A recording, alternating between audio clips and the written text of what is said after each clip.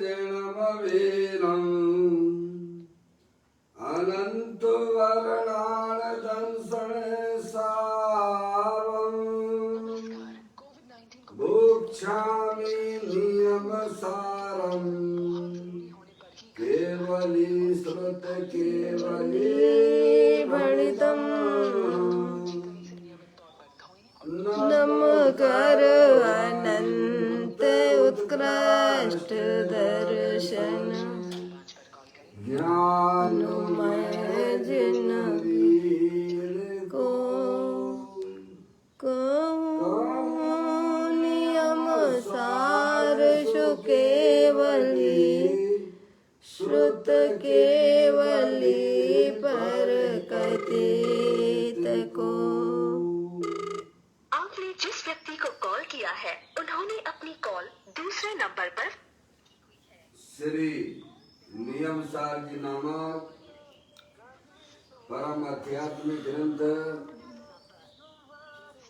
स्वाध्याय हेतु में विराजमान है। आज से 2000 वर्ष पहले इस महान पवित्र ग्रंथ की रचना आचार्य श्री कुंद कुंद देव द्वारा इसी पवित्र भूमि पर की गई और इसके टीकाकार पदम प्रमलधारी देव मुनिराज है। ग्रंथ का नाम नियम सार है। नियम से करने योग्य कार्य अपनी आत्मा में सम्यक दर्शन, सम्यक ज्ञान, सम्यक चारित्र रूपी निर्मल पर्याय, पवित्र पर्याय, मोक्ष महारूपी पर्याय को प्रकट करना है, क्योंकि वह पर्याय स्वयं ही सुख स्वरूप है और अनंत सुख का कारण भी है। अनादि काल से हमारे आपके आत्मा में पर को अपना जानने वाली, पर को अपना मानने वाली, पर के साथ संबंध रखने वाली आपने जिस व्यक्ति को कॉल किया है उन्होंने अपनी कॉल मलिन पर्याय, अपवित्र रूप पर्याय प्रकट है, जो स्वयं दुख स्वरूप है और अनंत दुख का कारण भी है। ऐसी मोराग देश रूपी मलिन पर्याय, अपवित्र रूप पर्याय प्रकट है। ऐसी मोराग देश रूपी अपवित्र रूप पर्याय का अपनी आत्मा में से उस पर्याय का अभाव करना है और सम्यक दर्शन ज्ञान चारित्र वाली निर्मल पर्याय। हाँ भाई सब चलने दो इसी पे। ऐसे कार्य की प्राप्ति आप जिस व्यक्ति को कॉल कर रही है माता के वह द्वारा उत्तर नहीं दे रही है।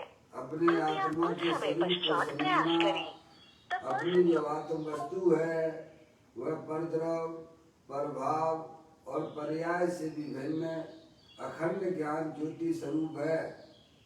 ऐसे गायक प्रभु परमात्मा का जनवाणी माता के द्वारा परिचय करके तत्पश्चात शरीर रागादि ये सब कर्म कृत वस्तुएं हैं। इनका हमारे आत्मा के साथ में किसी भी प्रकार का कोई संबंध नहीं है। इस प्रकार सम्यक विज्ञान पूर्वक शरीर रागादि की रुचि छोड़कर अंदर में जो अखंड ज्ञान ज्योति स्वरूप भगवान आत्मा है उसमें ही अपनापन स्थापित करना और उसी को ही निज रूप से जानना, उसमें ही अपनी वर्तमान पर्याय को मग्न कराना, उसे ही अरिहंत परमात्मा ने धर्म कहा है। उसकी चर्चा आचार्य भगवंतों ने मुनिराजों गाथा और उसकी टीका और कलशों के माध्यम से हमें अपने आत्मा के स्वरूप को यहाँ पर समझाया है। देखिएगा, यह परम आध्यात्मिक ग्रंथ है जिसका नाम श्री नियम सारजी है, जिसके 7वें अधिकार की चर्चा हम और आप यहाँ पर स्वाध्याय कर रहे हैं, जिसका नाम है शुद्ध निश्चय प्रायश्चित अधिकार, जिसके अंतर्गत 170वें नंबर की गाथा का स्वाध्याय यहाँ अपन प्रारंभ करेंगे। इससे पूर्व गाथा का पाठ करते हुए आचार्य भगवंतों ने जो निश्चय प्रायश्चित का वास्तविक स्वरूप हमें समझाया है उसे समझना है। गाथा का पाठ प्रारंभ करते हैं। कर्म चय काहे तुझो है, ऋषिगणों का तपस्सरण, वह पूर्ण प्रायश्चित है, इससे अधिक हम क्या कहें। आचार्य कुंकुम देव 170वें नंबर की गाथा के माध्यम से जगत के समस्त जीवों को यही यहाँ समझाने का प्रयत्न कर रहे हैं कि कर्म क्षय का हेतु जो हमारे महर्षि दिगंबर साधु का उनका तपस्सरण ही है। कर्म क्षय का हेतु क्या है? जो अपनी आत्मा में अपनी आत्मा को अपना जानते हैं, अपना मानते हैं और अपनी आत्मा में ही जो मग्न होते हैं, वही वास्तव में उत्तम तपस्सरण है। और उसी के द्वारा जो हमारी आत्मा के साथ में 8 कर्मों का संयोग जो अनादि से है, उसका कर्मों का नाश हो जाता है।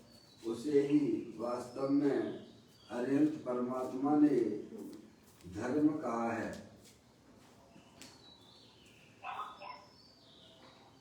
दोबारा से गाथा पढ़ लें अपन। कर्म क्षय काहे तुझो है, ऋषिगणों का तप चरण, वह पूर्ण प्रायश्चित है, इससे अधिक हम क्या कहें। क्या आचार्य कुंकुम देव कहते हैं कि समस्त कर्मों का क्षय का हेतु जो है वह वास्तव में महर्षियों का जो उत्तम तपस्सरण है, वही हमारे कर्मों के क्षय का कारण होता है। इससे अधिक हम क्या कह सकते हैं। ये बात उन्होंने शॉर्ट में समझाने का प्रयत्न किया है। देखिएगा, इसकी टीका करते हुए पदम प्रबंधाई देव मुनिराज को पढ़ते हैं।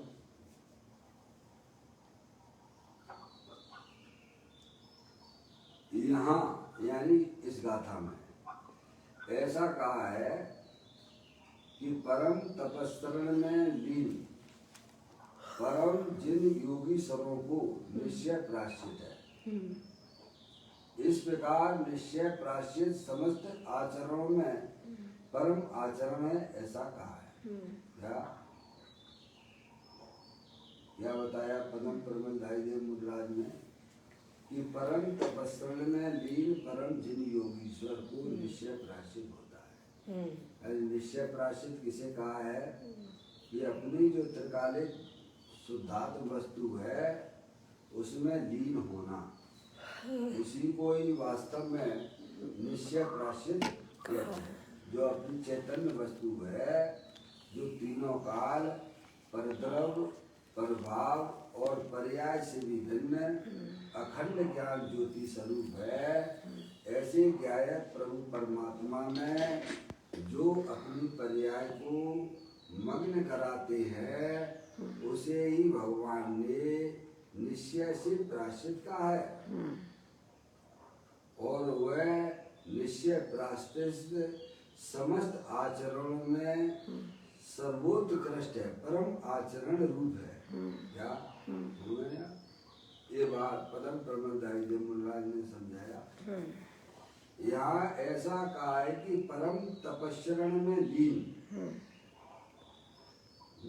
परम जिन योगी सरों को निश्चय प्रायश्चित होता है।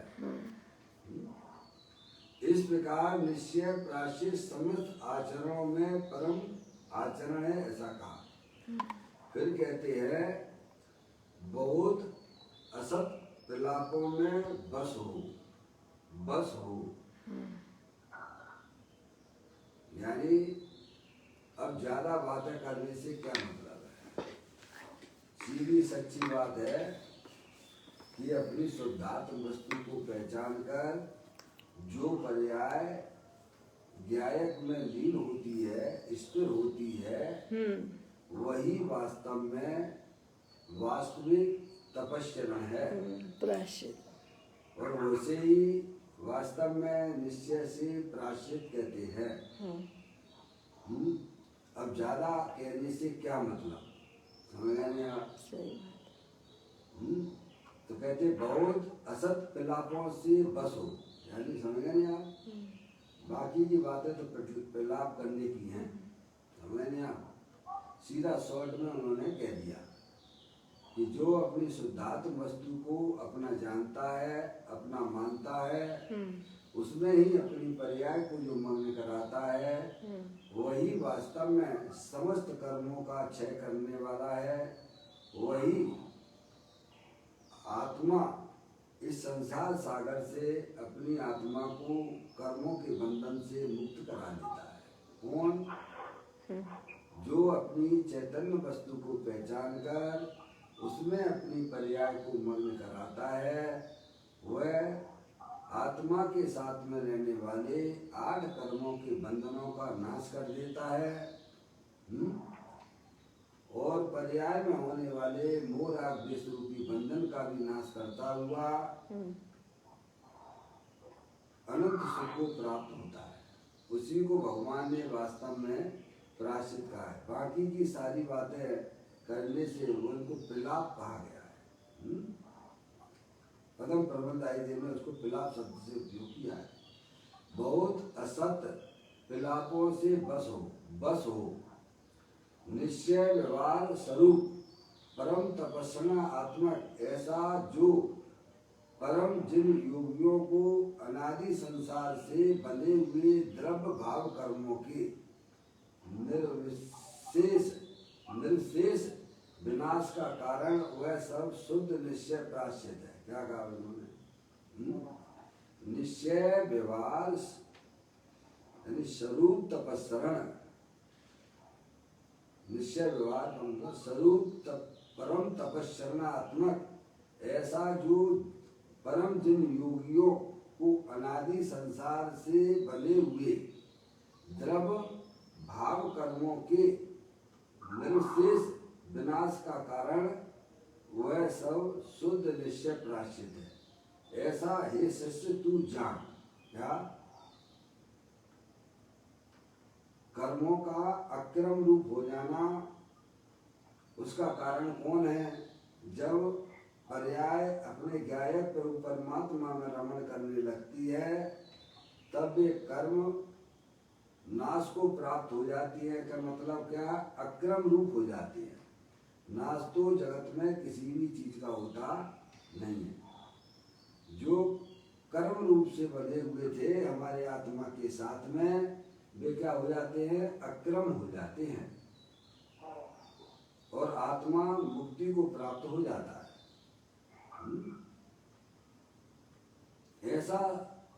ऐसा जो है ये शिष्य तुम उसको जान। निश्चय शुद्ध निश्चय प्रायश्चित ही वास्तव में आपके आत्मा को कर्मों के बंधन से छुड़ा सकता है। दूसरा कोई उपाय नहीं है।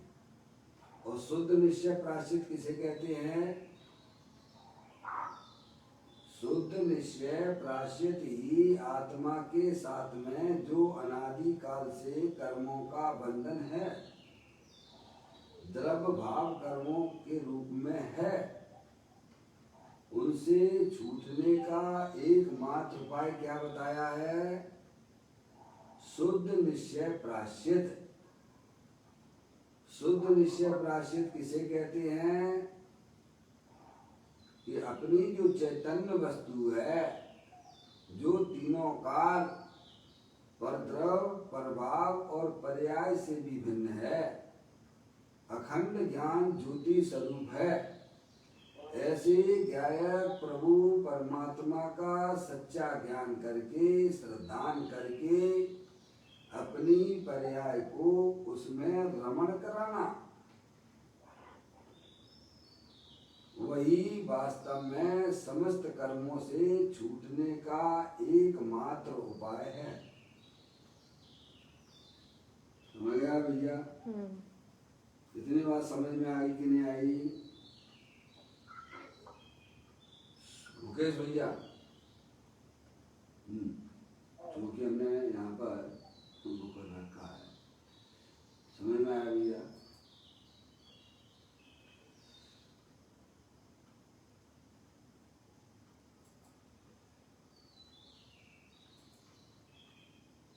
चलिए, आवाज बंद कर रखी है। हाँ जी सर, जय न।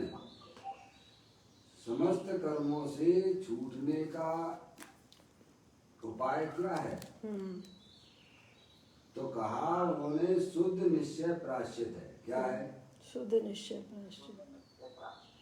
इतनी बात हमें समझ में आना चाहिए। अनादि काल से हमारे आत्मा के साथ में 8 कर्मों का संयोग है। समझ में आया? ये पुष्पा का फोन है, समझ में आया? क्या है? अनादि काल से, आप कब से हो भाई साहब? हम सब आप अनादि से हैं।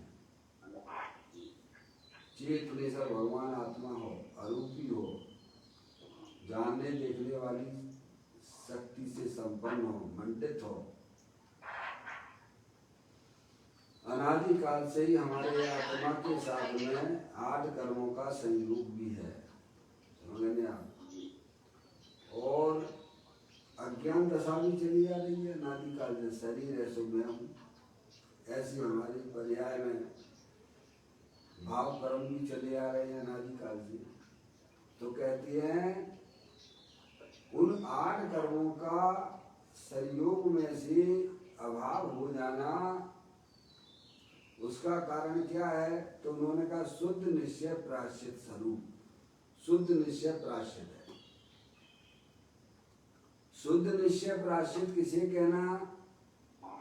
कि अपनी जो चैतन्य वस्तु है, जो कि कर्मों के साथ में रहने पर भी कर्मों से भिन्न है।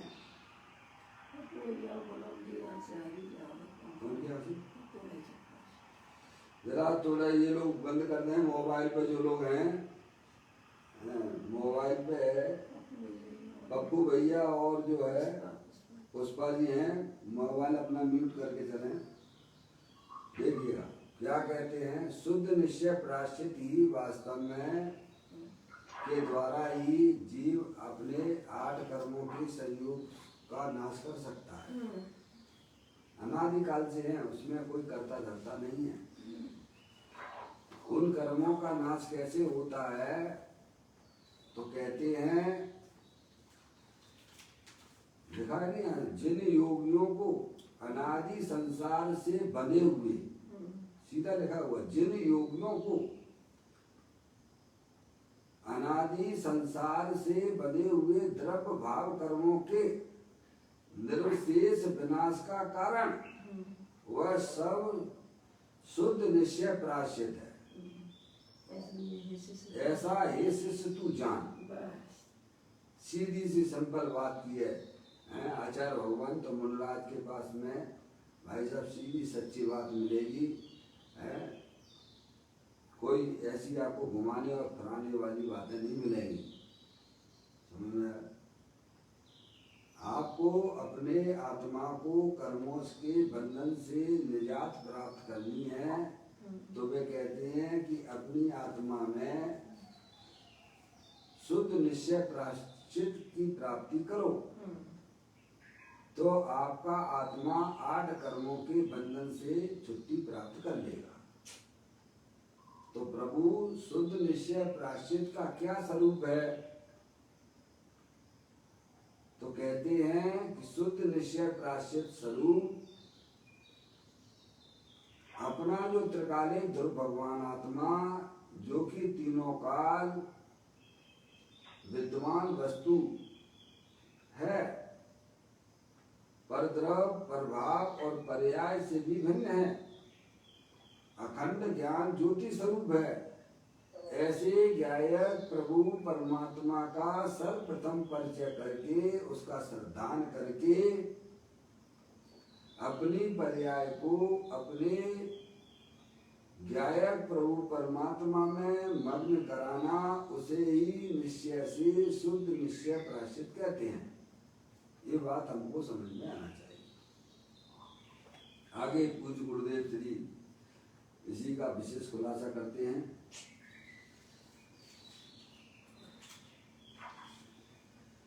बहुत कहने से क्या, अनेक कर्मों के क्षय का हेतु, हेतु यानी कारण, ऐसा जो महर्षियों का उत्तम तपश्चरण वह सब प्रायश्चित जान। अनेक कर्मों के क्षय का यानी नाश का, हेतु यानी कारण, ऐसा जो महर्षियों का उत्तम तपश्चरण वह सब प्रायश्चित जानो।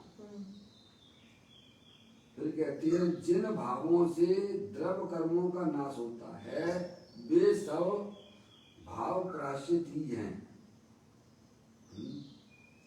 जिन भावों से द्रव्य कर्मों का नाश होता है, 8 कर्म है ना, ज्ञानावर्णी, दर्शनावर्णी, मोहिनी, अंतराय, आयु, नाम, बोध, समझ ना, और वेदी, ये 8 कर्म हो गए ना। जिन भावों से द्रव्य कर्मों का नाश होता है, किन भावों से? वे सब भाव प्रायश्चित ही हैं। क्या? जिन भावों से द्रव्य कर्मों का नाश होता है, भैया मुकेश भैया,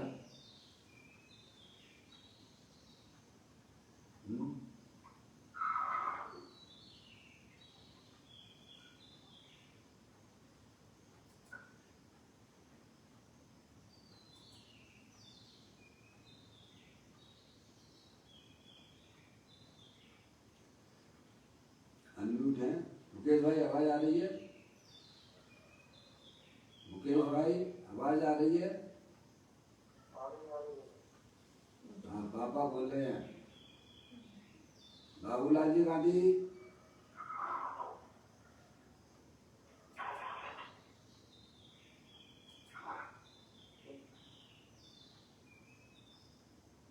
चलिए मुझे थोड़ा जो है इसको, वैसे तो मुझे लग रहा है तो किया है चेक।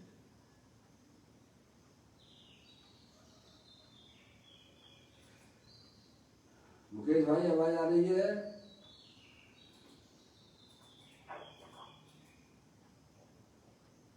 हाँ जी, जय जगन्नाथ। हाँ सब आपको म्यूट था सब। हाँ म्यूट था, कोई बात नहीं है ना।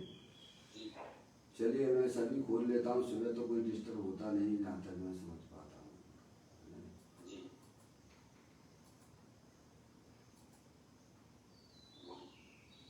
चलिए क्या बताते हैं पूज्य गुरुदेव श्री भी इसी गाथा और टीका को खुलासा करते हुए कहते हैं जिन भावों से, यहाँ थोड़ा रुको, जिन भावों से द्रव्य कर्मों का नाश होता है, द्रव्य कर्म यानी हमारी आत्मा के साथ में 8 कर्मों का संयोग अनादि से।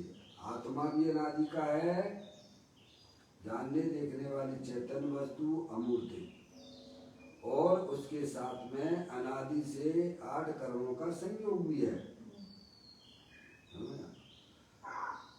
उनका नाश कैसे होता है, अभाव कैसे होता है, उसकी बात यहाँ में समझाते हैं। कहते जिन भावों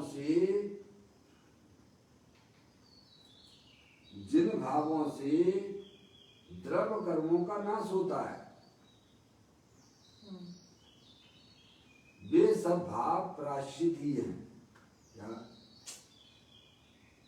जिन भावों से 8 कर्मों का नाश होता है, वे सब भाव प्रायश्चित ही है। पूज्य गुरुदेव से कहते हैं। कौन से भाव? वीतराग रूप भाव। समझे? कौन से भाव है वे जिनसे द्रव्य कर्मों का नाश होता है?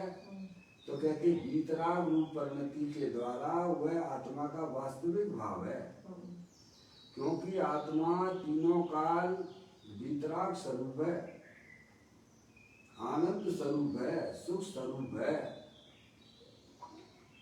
और जब पर्याय में वीतराग दशा की प्राप्ति होती है, तब जीव के आत्मा के साथ में जो 8 कर्मों का संयोग है, उनका नाश होने लग जाता है। ये क्या?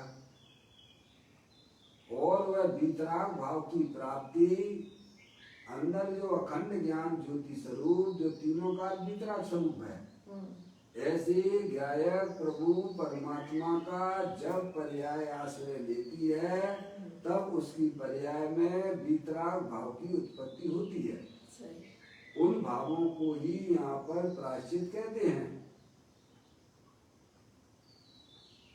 जिन भावों से 8 कर्मों का नाश होता है, वे समस्त भाव जो हैं क्या कहलाते हैं? प्रायश्चित रूप से कहे जाते हैं। ये बात कुछ गुरुदेव से भी हमें समझाते हैं। कहते हैं जिन भावों से द्रव्य कर्मों का नाश होता है, वे सब भाव प्रायश्चित ही हैं। मुनियों को प्रतिक्षण स्वयं सन्मुख पर्याय होती है। क्या मुनिराज हैं भाई साहब, हर समय उनको अपनी गायक प्रभु परमात्मा की सन्मुख वाली पर्याय ही निरंतर होती रहती है। समझे आप?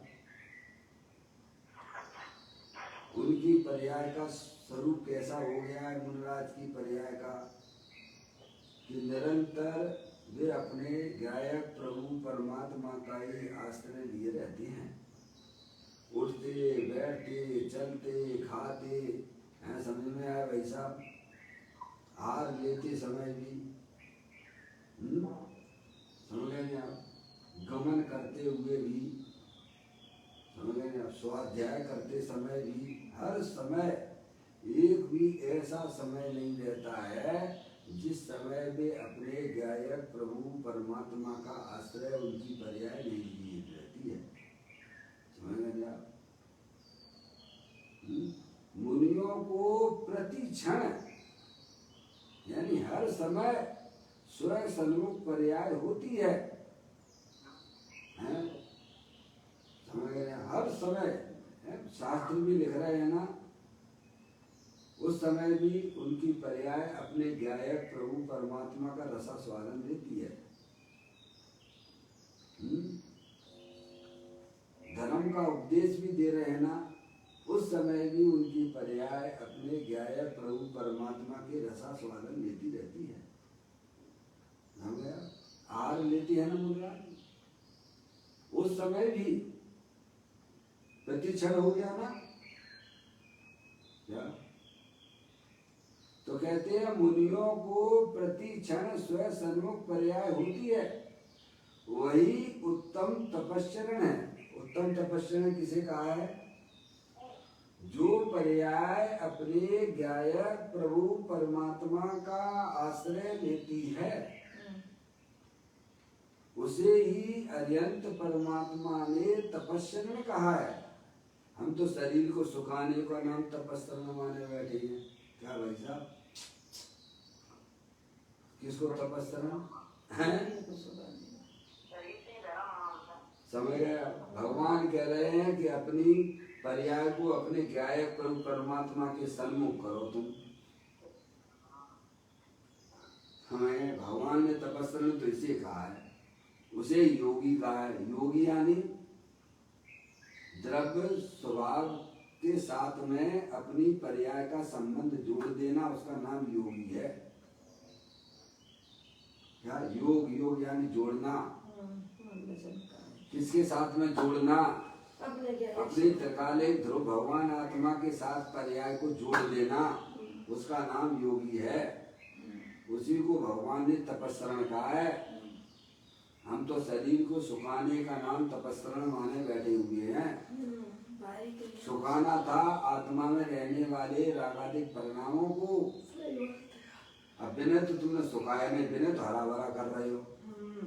क्या कर रहे हो? 24 घंटा 24 घंटा क्या करते हो भैया? राग द्वेष के परिणामों को हरा भरा कर रहे हो।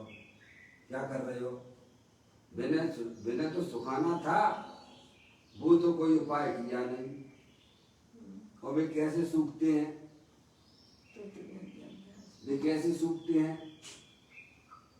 श्रीमद् राजचंद्र जी से एक व्यक्ति ने प्रश्न पूछा कि प्रभु आपका ज्ञान तो बहुत अच्छा है, हैं? आप जो है आंख पे पट्टी बांधकर सैकड़ों लोग बैठे हों उनके प्रश्न सुनते हो, हैं? और फिर एक एक बारी से सबके उत्तर देते हो। आपका क्षयोपशम ज्ञान तो इतना बढ़िया है, पर आपका शरीर तो बिल्कुल जो है सूखा हुआ है। हैं? तो श्रीमद् राजचंद्र जी कहते हैं हमारे 2 खेत हैं, एक चेतन खेत है और एक जड़ खेत है। क्या है? कितने खेत बताए उनने? 2 खेत। हमारे 2 खेत हैं, एक चेतन खेत है और एक जड़ खेत है। तो हम जिधर पानी देते हैं वो हरा भरा हो जाता है, और जिधर का ऐसा नहीं देते वो सूख जाता है। उत्तर भैया सही दिया क्या गलत दिया? बिल्कुल सही है? बिल्कुल सही दिया। वे अपना पानी यानी अपनी वर्तमान पर्याय उपयोग को अपने गायक प्रभु परमात्मा चैतन्य स्वरूपी भगवान आत्मा में लगाते हैं। तो जो है अंदर में वह हरा भरा हो रहा है, वीतराग दशा की उत्पत्ति हो रही, ज्ञान आनंद बढ़ रहा है, और शरीर जो है वो सूखता चला जा रहा है। क्यों? 2 खेत बताए ना उन्होंने, एक अंदर में शुद्धात्म वस्तु रूप से विद्यमान वह खेत, और दूसरा खेत ये है जड़ है। तो जिधर हम ध्यान जिधर देंगे ना तो वो चीज हरी भरी हो रही है, अंदर में ज्ञान आनंद बढ़ता चला जा रहा है, और जो है शरीर रूपी खेत सूखता चला जा रहा है। उन्होंने तो ये जवाब दिया, समझ गए आप?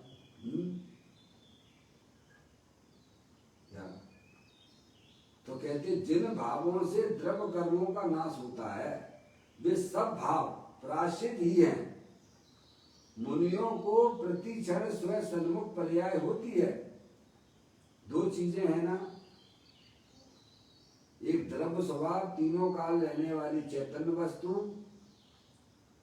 और पर्याय प्रति समय पर्याय। पर्याय के बिना द्रव्य नहीं होता है, द्रव्य पर्याय के बिना नहीं होता है।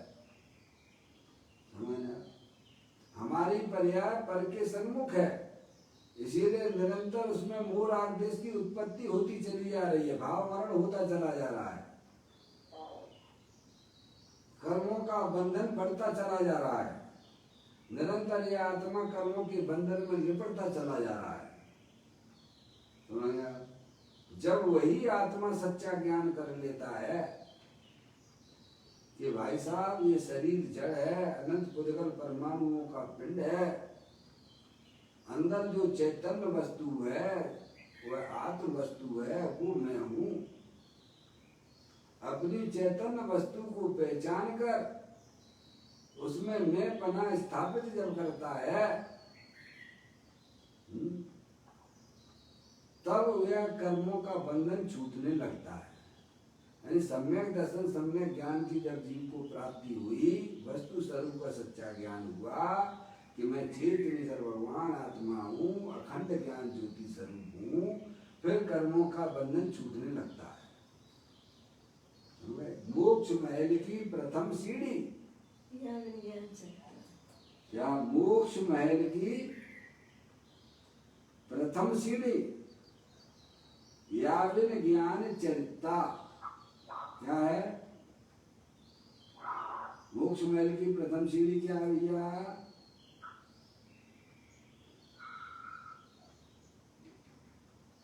मोक्ष महल की प्रथम सीढ़ी क्या है?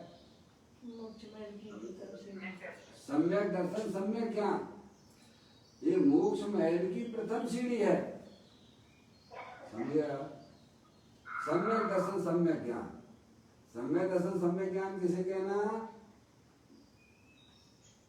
कि मैं चेतन भगवान आत्मा हूँ, ऐसी प्रतीति का नाम सम्यक दर्शन है। बस एक पक्का श्रद्धान हो, मैं मनुष्य नहीं हूँ, मैं स्त्री नहीं हूँ, मैं रागी द्वेषी नहीं हूँ, मैं तो अखंड ज्ञान ज्योति स्वरूप भगवान आत्मा हूँ। ऐसा जहाँ श्रद्धान ज्ञान का उदय होता है, बस उसी समय से समझ लेना चाहिए कर्मों का आत्मा के साथ का संबंध छूटने लग जाता है। जैसे बाल्टी में से, पानी की बाल्टी में से आप कपड़े को निकालते हो, काय के लिए निकालते हो भाई साहब? सुखाने के लिए। मुकेश भैया काय के लिए निकालते हो? सुखाने के लिए। जैसे ही आपने पानी की बाल्टी में से उस कपड़े को निकाला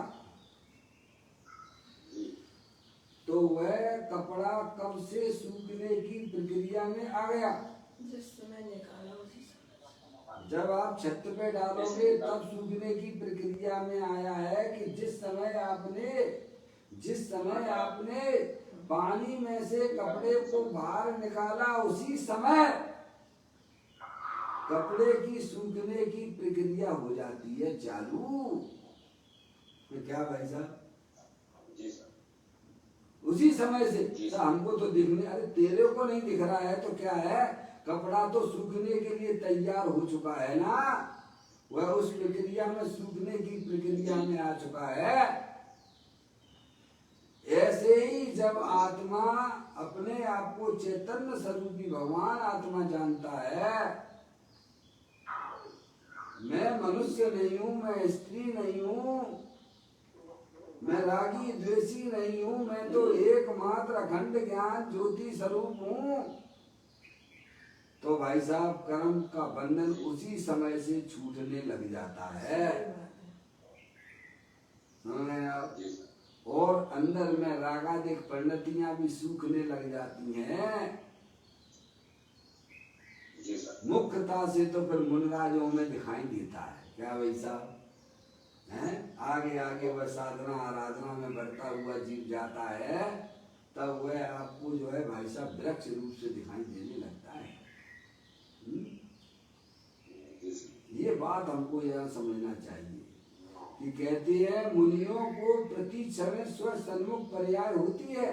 स्व यानी अपना शुद्धात्मा, सन्मुख यानी उसके सामने, पर्याय यानी जो प्रति समय परिणमन चल रहा है उस पर्याय का झुकाव अपना शुद्धात्म वस्तु है। ऐसा अनुभव मुनराज को सदैव होता रहता है। उसी को भगवान ने तपस्सरण कहा है। तपस्सरण किसे कहा? हाँ समझ लीजिए आप, है ना? सरल है। जैन दर्शन समझना और अपने जीवन में उतारना दोनों ही सरल है।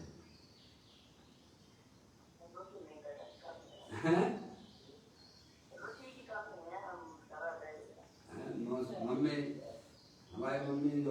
स्वाध्याय जीव है नहीं? उस समय तो हमारा जन्म भी नहीं हुआ था, तब से स्वाध्याय में है। समझ में आया भैया? मुकेश भैया, सब रुचि का खेल है। समझे आया भैया? अपने आत्मा की रुचि, पर द्रव्यों की रुचि तो संसार में डूबोने वाली है। क्या शरीर और शरीर से संबंधित पर द्रव्यों की रुचि हुआ तो संसार में डूबोने वाली है। क्या मिलता है आत्मा को भाई साहब? दुख के अलावा क्या मिलता है? प्रभु कह रहे एक सच्चा ज्ञान तो कर लो। तुम चेतनेश्वर भगवान आत्मा हो, अमूर्त हो। ये शरीर जड़ है, इसको ना देखो। अंदर में चेतनेश्वर वस्तु जो तीनों काल विद्यमान है, सिद्ध की सामर्थ्य वाली है, अनंत शक्तियों के भंडार वाली है। रागादिक परिणामों को भी ना देखो भाई। ये दोनों कर्म उदय जनित अवस्थाएं हैं, इनसे बिना कृत्रिम जिन बिंब दे देवल में विराजमान भगवान आत्मा जो कि आप हो, तो कहते उसके सन्मुख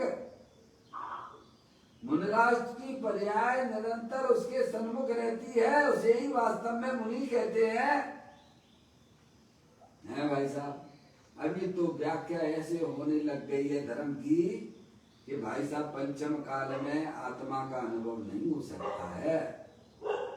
यहाँ तक भी कहने लग गए हैं कि हम जैसे निर्वस्त्र जिन्होंने सब कुछ छोड़ा, यहाँ तक कि कपड़े भी उतार दिए, हमें ही आत्मा का अनुभव नहीं होता है, तो तुम गृहस्थ वाले कपड़े वालों को कहाँ से होगा? अब ये व्याख्या चलने लगी है भाई साहब। समझ में आया? धर्म के नाम पे तो अब ये व्याख्या, जो धर्म का ठेका लिए बैठे हैं, वे अब इन भाषाओं का उपयोग करने लग गए हैं। अब बताओ धर्म कहाँ ठहरा है? सोचो। ये तो हमारा महान पुण्य का उदय है, जो आचार्य भगवंतों की साक्षात वाणी अपन यहाँ पढ़ रहे हैं। क्या भाई साहब, कोई सामान्य काम नहीं करते हो आप। सुबह उठकर सत्य वस्तु स्वरूप का ज्ञान करते हो। कहते हैं यहाँ तो ये कहते हैं कि मुनियों को प्रति क्षण स्व सन्मुख पर्याय होती है? हर समय उनकी पर्याय अपनी क्या है? प्रभु परमात्मा का आनंद लूटती रहती है भाई साहब। क्योंकि वस्तु तो तीनों काल आनंद स्वरूप है, उसे थोड़ा आनंद स्वरूप बनाना है। जैसे मिश्री तो तीनों काल मीठी है कि नहीं है पापा? मिश्री तो मीठी है ना, मिश्री को मीठी बनाना है क्या? वो तो स्वभाव से ही मीठी है। पर आप कहोगे हमें तो उसका मीठे का स्वाद नहीं आ रहा है। मिश्री तो मीठी है, पर हमें मीठे का स्वाद नहीं आ रहा है। क्यों नहीं आ रहा है भाई साहब? आपने जिब्या पे रखी क्या? नहीं, जिब्या पे तो नहीं रखी, तो कैसे आ जाएगा भाई साहब स्वाद? पापा कैसे आएगा ये बताओ? ना आपको स्वाद नहीं आ रहा तो क्या मिश्री मीठी नहीं होती है क्या?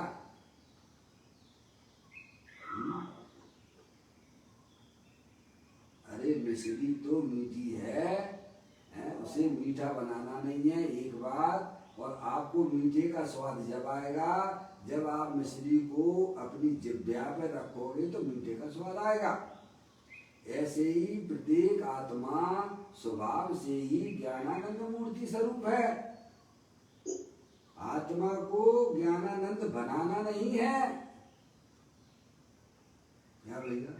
आत्मा को ज्ञानानंद बनाना नहीं है, वो तो स्वभाव से ही ज्ञानानंद मूर्ति है। तो भाई साहब मेरी पर्याय में आनंद आना चाहिए ना? आएगा ना? तू उसका सेवन करेगा तो आएगा ना भाई साहब। पर्याय को तो इधर उधर लगाता फिरता है, प्रभु कहते कि अपनी आत्मा की तरफ लगा, उधर तो लगाता नहीं है, तो आनंद कैसे आएगा? हैं? रुचि पड़ी हुई है परद्रव्यों में और भाई साहब हमें आनंद नहीं आ रहा है, इसीलिए आत्मा को जानना ही नहीं, क्या करना है, क्यों अपना समय बर्बाद करना? तो तुम्हारा समय बड़ा सदुपयोग में जा रहा है, क्या मिल रहा है उसमें, तुम्हें क्या मिलता है ये बताओ?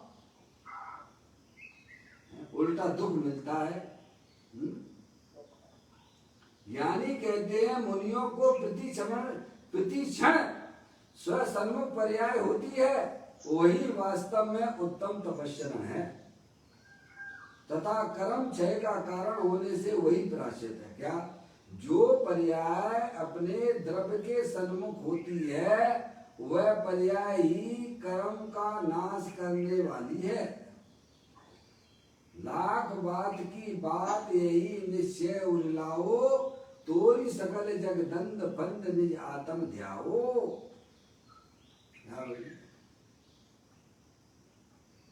अब कैसे हमारी पर्याय द्रव्य के सन्मुख हो जाए, ऐसी आप ऐसा आप तिकड़म लगाइए। ये तो आपको तिकड़म लगाना है, जिनने लगाई है वे संसार से तिर गए हैं। हम तो कैसा भी संसार की तिकड़म लगाते रहते हैं। क्या तिकड़म? यानी अपना दर्शन, अपना ज्ञान, अपना चारित्र कहाँ लगा रहे हो?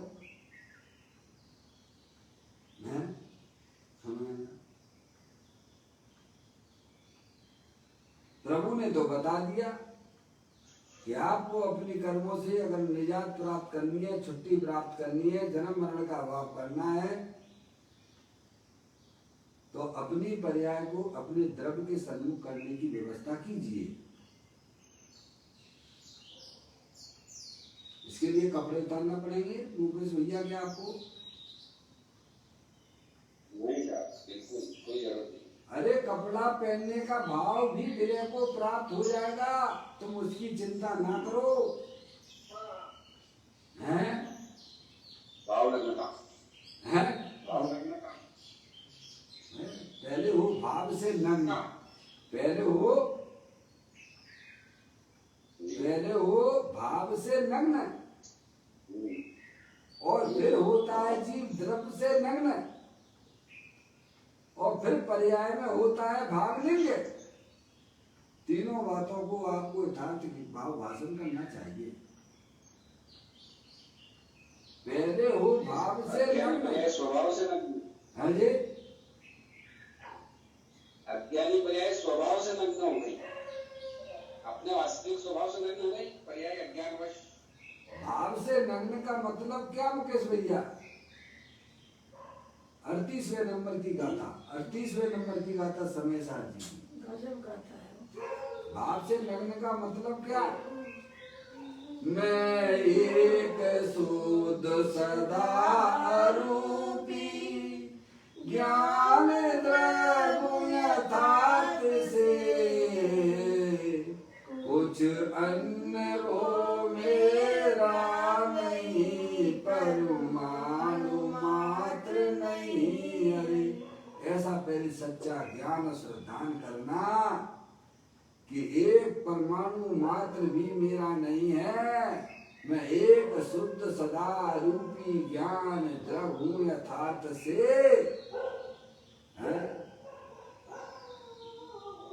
ऐसा सच्चा ज्ञान करके अपनी आत्मा की प्रतीति करना, यही वास्तव में भाव से नग्न बना है। तो क्या भाई? और फिर हो द्रव्य से नग्न, फिर वह जीव जो है दिगंबर मुनि दीक्षा धारण करता है और फिर जो ध्यान में बैठता है तो 3 चौकड़ी कसाय का भी पर्याय में अभाव हो जाता है। वह कहलाता है भाव लिंग।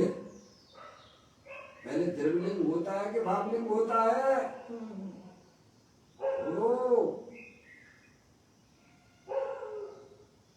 मम्मी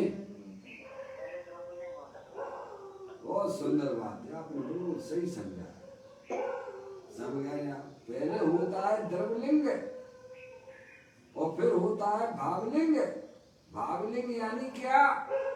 तीन चौकड़ी कसाय का पर्याय में अभाव होना वह कहलाता है भावलिंग। प्रचुर सो संवेदन पर्याय में प्रकट हुआ मुनिराजों को वह भावलिंग है। तो आपने तो कहा कि पहले वो भाव से नंग, वह सम्यक दर्शन की बात है। कौन सी बात है? एक परमाणु मात्र भी मेरा इस जगत में कुछ भी नहीं है। मैं तो एकमात्र अखंड ज्ञान ज्योति स्वरूप भगवान आत्मा हूँ। राग का परिणाम भी मेरा नहीं है। ऐसी जहाँ दृष्टि होती है वह कहलाता है भाव से नग्न।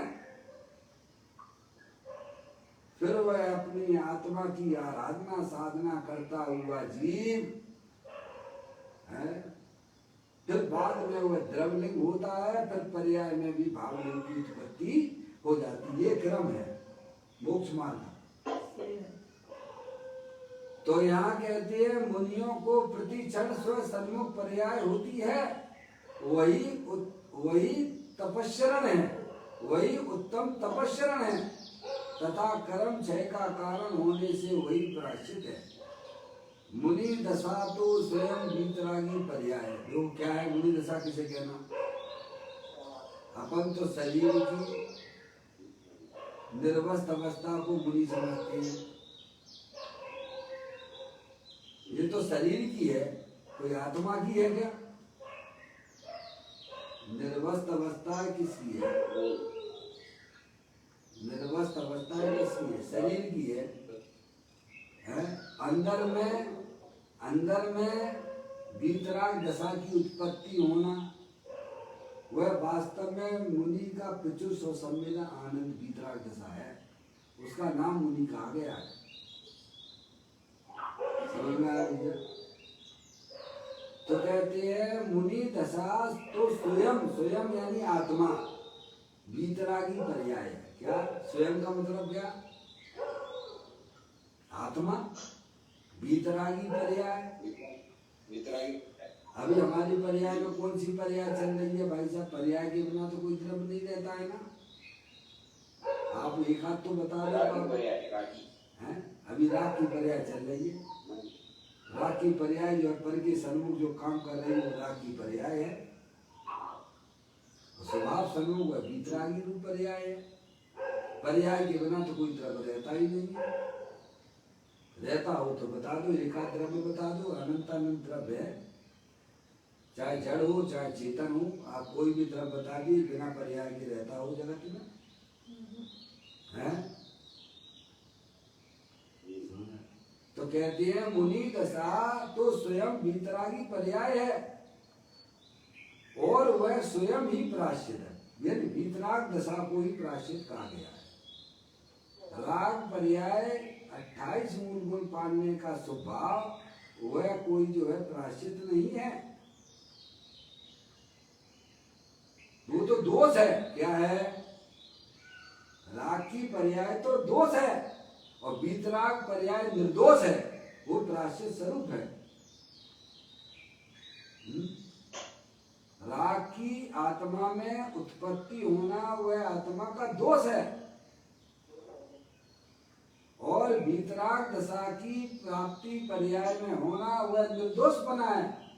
उसी को भगवान ने प्रायश्चित कहा है। क्या भाई साहब? उसका नाम वास्तविक प्रायश्चित है। दोष रहित हो जाना, वीतराग दशा की पर्याय में उत्पत्ति करना। और वीतराग दशा की उत्पत्ति स्व सन्मुखता से होती है कि पर सन्मुखता से होती है भैया? भगवान ने विधि भी बताई और विधि भी बता दी आपको। और क्या लोगे भाई साहब? आप क्या करें कि भगवान आपके साथ में चले साथ साथ? ये तो गलत बात होगी ना मुकेश भैया। हमने आपको मार्ग बता दिया, आप इधर उधर भटक रहे थे हैं? तो अब क्या हम आपके साथ चलेंगे क्या? हैं? गलत दिशा में जा रहे थे। बड़ा होकर हैं? बड़े होकर बच्चे की उंगली तो छोड़ते हैं माँ बाप, जिंदगी भर उंगली पकड़ के थोड़ी चलते हैं। नहीं, आप बताइए हैं? अरे किसी व्यक्ति ने आपको मार्ग बता दिया है तो चलना तो स्वयं ही पड़ेगा, कोई दूसरा थोड़ी चलेगा भाई साहब। ऐसी व्यवस्था नहीं है, समझ रहे आप। संसार में भी तुम अकेले ही चल रहे हो, मोक्ष मार्ग में भी तुम अकेले ही चलोगे। संसार में भी कौन अकेले ही तो हो, कोई तुम्हारे साथ में नहीं है। ऐसा ना सोचना कि संसार में हमारे साथ चल रहे हैं, बिल्कुल नहीं चल रहे हैं। मोक्ष में भी आप अकेले ही गमन करोगे। तो कहते हैं मुनि दशा तो स्वयं वीतरागी पर्याय है और वह स्वयं ही प्राश्चित है। महाव्रतादिक संबंधी राग को वास्तव में प्राश्चित नहीं कहते हैं। कुछ गुरुदेव श्री ने भी इसका खुलासा कर दिया। महाव्रतादिक संबंधी राग यानी 28 मूल गुण पालने का जो परिणाम आत्मा की पर्याय में होता है वह शुभ राग है, पुण्य का परिणाम है। पर राग है ना, वह वास्तव में प्राश्चित नहीं है। यानी वीतराग दशा वह वास्तविक प्राश्चित है जो कि आत्मा के स्व सन्मुख पूर्वक होता है। क्या वैसा कहते हैं महाव्रतादि संबंधी राग को वास्तव में प्राश्चित नहीं कहते, वो तो दोष है। परंतु मुनिवरों को प्रति क्षण स्वभाव की भावना होने से होने वाली वीतरागी निर्मल परिणति ही नित्य प्राश्चित है। चलिए थोड़ा आगे और पढ़ेंगे। यहाँ परम तपस्रण में लीन परम योगीश्वरों को निश्चय प्राश्चित होता है।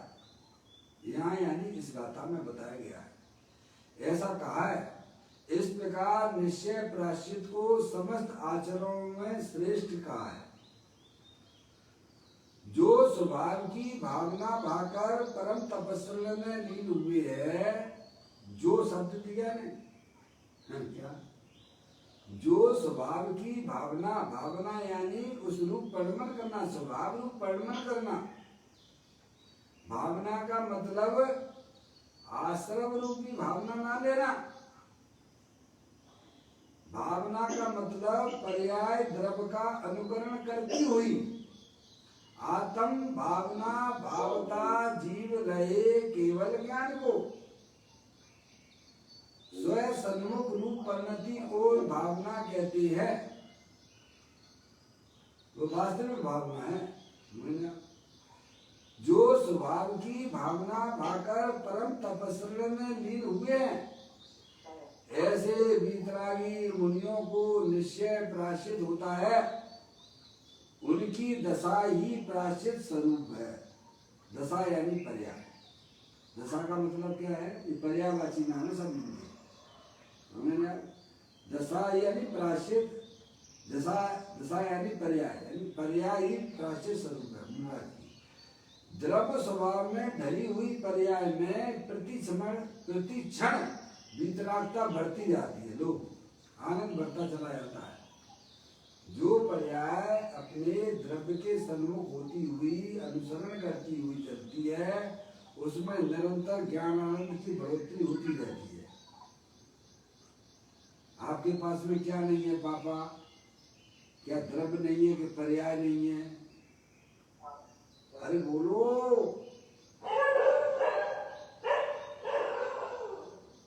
पापा, आपके पास में क्या नहीं है? मुनिराज के पास में तो सब कछु है। मुनिराज के पास में द्रव्य भी है और पर्याय भी है। और हमारे पास में मुकेश भैया, मुकेश भाई, बाबूलाल जी, हमारे पास में क्या नहीं है? द्रव्य नहीं है कि पर्याय नहीं है? द्रव्य नहीं है कि पर्याय नहीं है, कि दोनों है अपने पास में।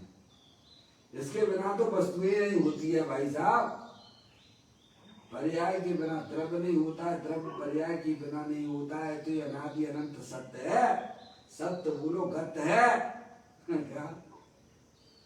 सब कुछ हमारे पास में है और फिर भी भाई साहब दुखी है।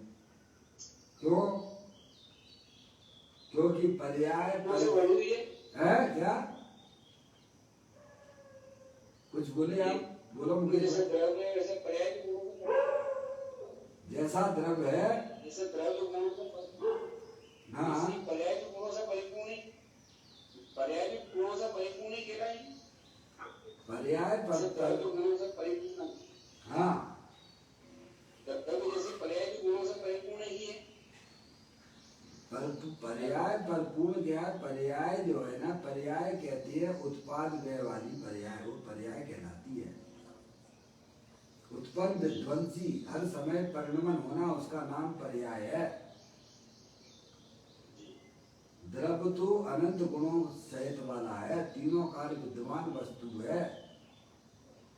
पर्याय की सन्मुखता वह जो है पर सन्मुख हो रही है, इसलिए उसमें राग द्वेष है। परिपूर्ण का मतलब क्या है? पर्याय एक समय मात्र की है, उसका जितना उसका अस्तित्व है उतनी है। क्या परिपूर्ण का मतलब क्या? जी, जैसे द्रव्य, हाँ, द्रव्य अनंत गुणों से परिपूर्ण है, ऐसा पर्याय भी अनंत गुणों से परिपूर्ण है। नहीं, अनंत गुण क्या?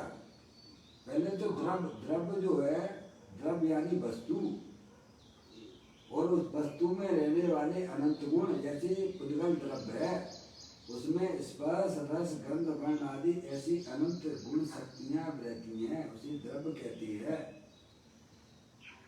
और गुणों के परिणमन को पर्याय कहती है। उनके गुणों का परिणाम, हाँ, उनके परिणमन को पर्याय कहती है, उसके परिणमन को पर्याय कहती है। आज आने वाली है, 9:30 बजे चर्चा में आएगा। पर्याय दो प्रकार की होती हैं, एक स्वभाव पर्याय, एक विभाव पर्याय। मोह राग द्वेष रूपी विभाव पर्याय है, जो कि आत्मा का स्वभाव नहीं है।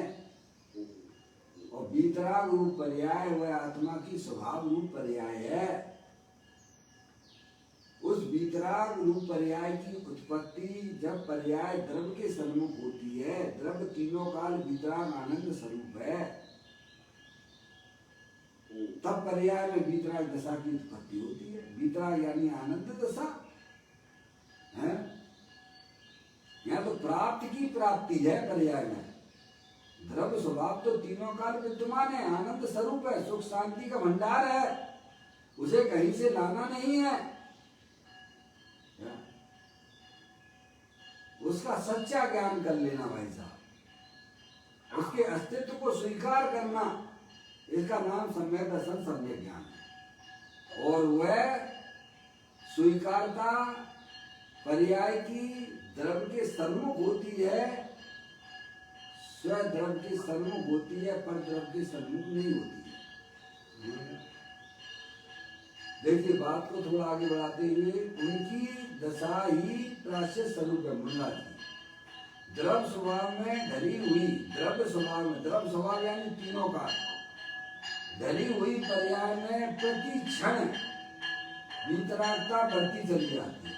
यानी जब पर्याय अपने स्व सन्मुख होकर कार्य करती है, तब उस पर्याय में वीतराग आनंद की बढ़ोतरी होती रहती है, हर समय बढ़ोतरी होती रहती है, हर समय बढ़ोतरी पर्याय में होती चली जाती है। और रागादिक परिणामों की छटनी होती चली जाती है। क्या होता है? जो जो पर्याय विज्ञान घन होती जाती है, त्यों त्यों पर्याय में रागादिक आश्रमों की छटनी होती चली जाती है। तो कहते हैं द्रव्य स्वभाव में ढली हुई पर्याय में, किसमें ढली पर्याय? द्रव्य स्वभाव में ढली हुई पर्याय में प्रति क्षण वीतरागता बढ़ती जाती है। क्या? जैसे दूज का चंद्रमा होता है ना, दूज का चंद्रमा होता है ना मुकेश भैया, हर समय बढ़ता रहता है, नहीं बढ़ता रहता है? दूज का चंद्रमा हर समय बढ़ता है कि नहीं बढ़ता है?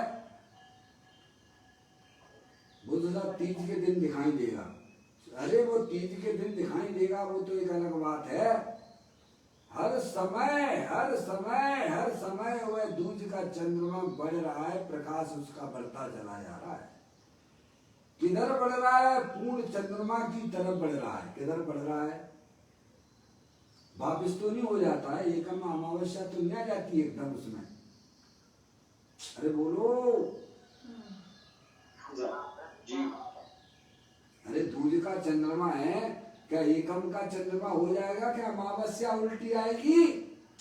नहीं, है दूज के बाद तीज आएगा ना, तीज के बाद चौथ आएगा ना, तो हर समय उसमें जो है प्रकाश बढ़ रहा है कि नहीं बढ़ रहा है? बिल्कुल बढ़ रहा। और उसमें अंधकार का भी नाश हो रहा है कि नहीं हो रहा है? यही तो भगवान कहना चाहते हैं, जो पर्याय अपने द्रव्य के सन्मुख होती है उसमें निरंतर ज्ञान आनंद की बढ़ोतरी होती रहती है।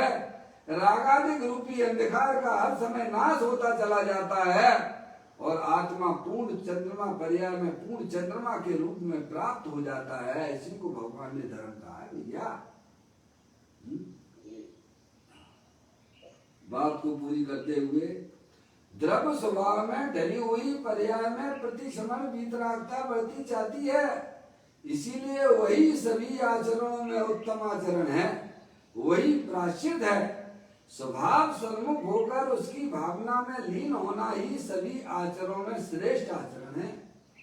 क्या भाई, एक काम नहीं किया बाकी तुम्हें सब कर लिया है। खूब भगवान की पूजा कर ली, खूब भगवान की भक्ति कर ली, अनुव्रत ले लिए, महाव्रत ले लिए, प्रतिमाएं ले ली हैं। तुम ये तो बताओ भगवान, तुम्हारी पर्याय में तुम्हारी द्रव्य की सन्मुखता हुई कि नहीं हुई है? बाकी तुम्हारे हमारे इनसे में कोई लेना देना नहीं है।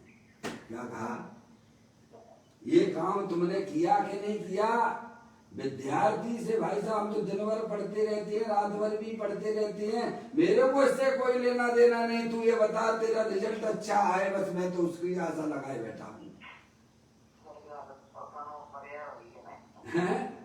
मम्मी तू खूब चिल्ला के बोले कि मैं तो दिन रात पढ़ता रहता हूँ, तुझे पास होना चाहिए, मुझे इससे ज्यादा कुछ नहीं सुनना है। समझ में आया? हमने अणुव्रत पाले, बाल ब्रह्मचारी रहा, पूरी जिंदगी मैंने स्त्री का स्पर्श ना किया है। अणुव्रत महाव्रत पाले, प्रतिमा भी ली, लेकिन तुम ये बताओ तुम्हारी पर्याय की सन्मुखता द्रव्य के सन्मुख हुई कि नहीं हुई? ये बताओ।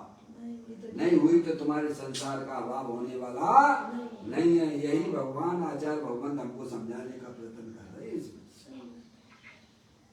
तो कहते हैं स्वभाव सन्मुख होकर उनकी भावना में लीन होना ही सभी आचरणों में श्रेष्ठ आचरण है। ये सबसे श्रेष्ठ आचरण है।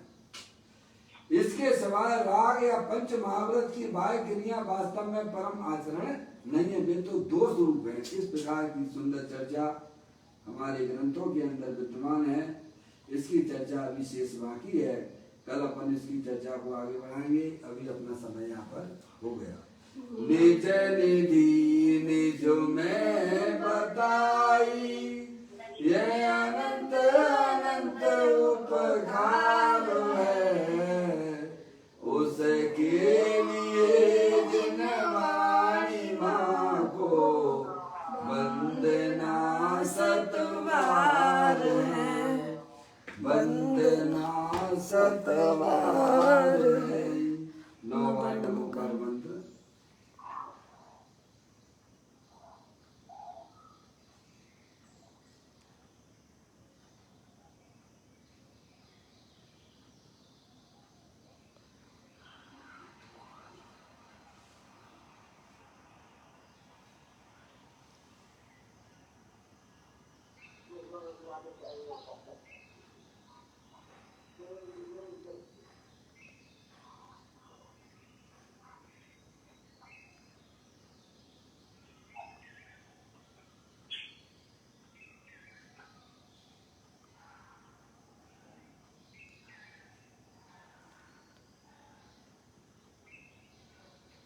बोलो द्वादशांग दिलवाणी माता की जय। महान जन